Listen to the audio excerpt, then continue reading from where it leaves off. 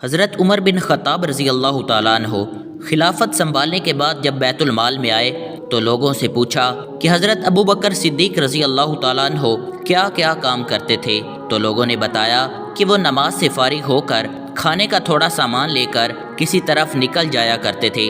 حضرت عمر رضی اللہ تعالیٰ عنہ نے پوچھا کہ کہاں جاتے تھے؟ لوگوں نے بتایا یہ نہیں پتہ، بس کسی طرف نکل جاتے تھے۔ آپ رضی اللہ تعالیٰ عنہ نے کھانے کا سامان لیا اور بیت المال سے باہر کسی طرف نکل گئے، لوگوں سے پوچھتے ہوئے کہ حضرت ابو بکر صدیق رضی اللہ تعالیٰ عنہ کس جگہ جاتے تھے۔ پتہ چلتے چلتے ایک جھونپڑی تک پہنچ گئے، وہاں جا کر دیکھا کہ ایک بوڑھا آدمی دونوں آنکھوں سے اندھا ہے اور اس کے منہ پر پھالکے بنے ہوئے ہیں۔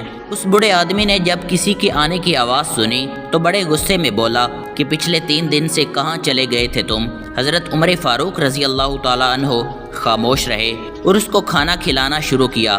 بوڑھے آدمی نے غصے میں کہا کیا بات ہے، ایک تو 3 دن بعد آئے ہو اور کھانا کھلانے کا طریقہ بھی بول گئے ہو۔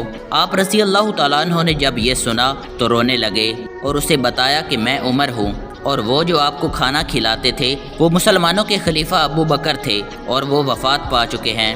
جب اس بوڑھے آدمی نے یہ بات سنی تو کھڑا ہو گیا اور کہا کہ اے عمر، مجھے کلمہ پڑھا کر مسلمان کر دیں۔ پچھلے 2 سال سے وہ آدمی روز میرے پاس آتا اور کھانا کھلاتا رہا، ایک دن بھی اس نے مجھے نہیں بتایا کہ میں کون ہوں۔ سبحان اللہ۔ دوستو، حضرت ابو بکر صدیق رضی اللہ تعالیٰ عنہ کے لیے کومنٹ میں ایک بار سبحان اللہ ضرور لکھیے۔